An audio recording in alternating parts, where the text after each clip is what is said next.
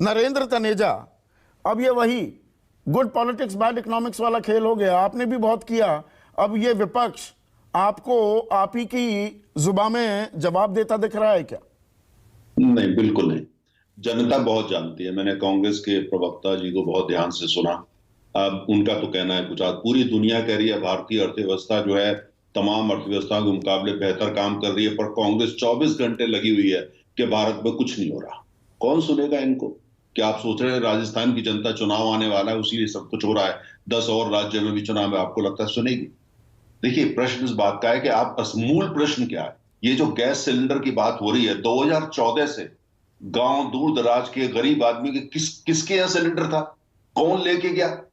कौन था? जो उज्ज्वला स्कीम का मकसद जो आप कह रहे हैं वो नहीं था संदीप जी। उज्ज्वला स्कीम का मकसद था कि घर घर वहां पे हमारी जो गृहिणियां हैं, हमारी माताएं बहनें हैं, उनकी आंखें, श्वास, फेफड़े खराब होते हैं, उसको बचाना और उनके पर्यावरण को बचाना, ये मकसद था। इसीलिए गांव गांव घर घर हम नरेंद्र तनेजा, सुन लीजिए, सुन लीजिए। बातचीत का कॉन्टेक्स्ट जरूरी होता है ना। कॉन्टेक्स्ट खाली जो है ना, कॉन्टेक्स्ट ये है कि जनता जानती है कि उनके घर में ये सिलेंडर कौन लेकर के आया और किस नियत से लेकर के आया, और उसमें कितनी सफलता है, कितनी असफलता है, जनता इस बात को अच्छी तरीके से जानती है। अब राजस्थान की जब बात आप कर रहे हैं, राजस्थान में क्या है? पूरा कौन राजस्थान का बच्चा बच्चा जानता है कि वहां के पायलट साहब और मुख्यमंत्री के आपस में जो है महाभारत चल रही है। महाभारत 24 घंटे। और उस महाभारत के लिए अब ये गहलोत साहब ने ये पत्ता खेला है कि मैं दे दूंगा। दे दीजिए, पैसे हैं आपके पास, आपको वहां के आपके वित्तीय स्थिति देखिए।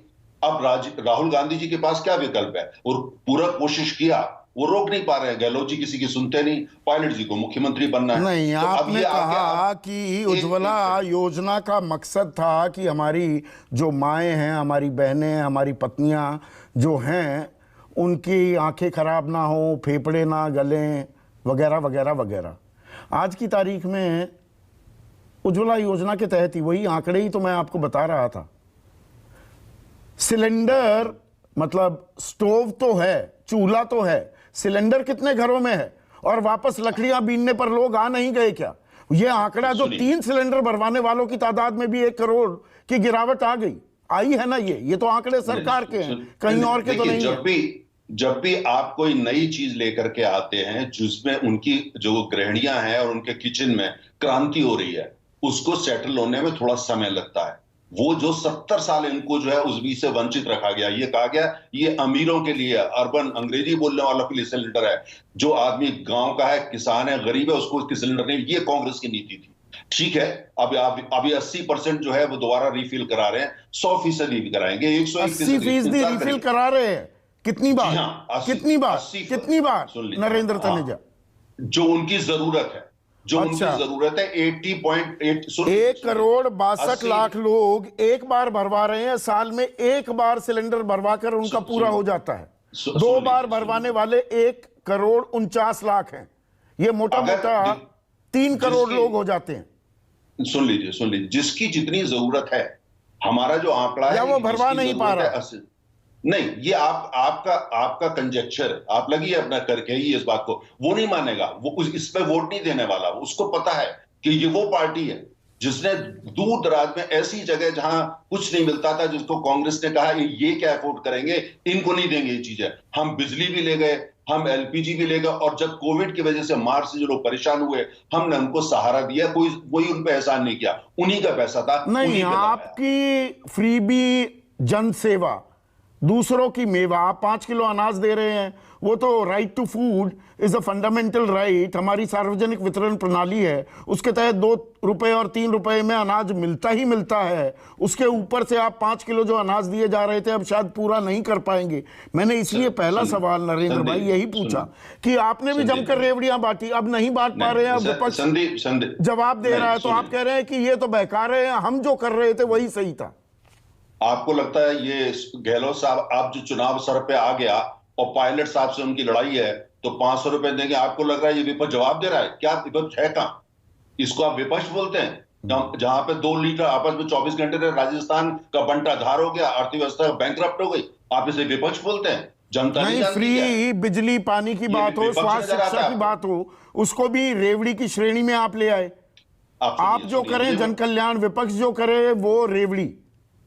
संदीप जी, एक मुझे बात बताइए। हाँ। कोई भी, आप तो अर्थशास्त्र खुद पढ़े हुए हैं, आप मुझे ये बताइए कि पंजाब की जनता, मैं तो पंजाब बहुत जाता हूं, मैं उत्तर प्रदेश का रहने वाला हूं लेकिन मूलतः पंजाबी हूं, वहां की भाषा बोलता हूं। वहां आप मेरी बात को ना मानिए, आप 6 महीने बाद शो करिएगा इस पे, पंजाब की अर्थव्यवस्था पे, और इस जनता से पूछिएगा। आप वहां देखिए बिजली का निर्माण कैसे होता है, आप भी जानते हैं उसका क्या कंपोनेंट है। एलपीजी भी बहुत भारी मात्रा में हम आयात करते हैं, कीमत भी अंतरराष्ट्रीय बाजार तय करता है। बिजली में जो चीजें यूज होती है, ईंधन जो है, तो तमाम भारी मात्रा में हमको आयात करना पड़ता है, या यहाँ पे उसकी जो कॉस्ट ऑफ प्रोडक्शन बड़ी हाई होती है। कितने दिन सस्टेन आप कर पाएंगे? प्रधानमंत्री का आपने जुलाई का जिक्र किया, प्रधानमंत्री ने एक स्टेट्समैन की तरह बात करी, ये कहा कि ये देश की अर्थव्यवस्था के लिए ठीक नहीं है। अब उस पर सियासत करनी है, कोई करे, लेकिन उनकी बात आप मुझे बताइए। जब आप कर रहे थे तो ठीक था, अब विपक्ष करने लगा तो वो गलत लगने लगा। नहीं, प्रधानमंत्री ने क्या कहा था? प्रधानमंत्री ने यह कहा था कि जिस तरीके की ये करा जा रहा है, ये कुल मिलाकर के उन्हीं के इंटरेस्ट में नहीं है जिनके लिए आप करना चाहते हैं। जब चुनाव आते रहे, 5 किलो अनाज आपने बढ़ा दिया, कोविड गए तो साल भर हो चुका, पर आप अनाज दे रहे हैं क्योंकि उससे वोट मिलते हैं। राशन के कट्टों पर तस्वीर लगाकर आप भिजवाते हैं। संदीप जी, माफ करिएगा, आपको अंदाजा नहीं है, आप करोड़ों रुपए तनख्वाह लेने वाले एंकर हैं, आपको पता नहीं किसको क्या जरूरत है।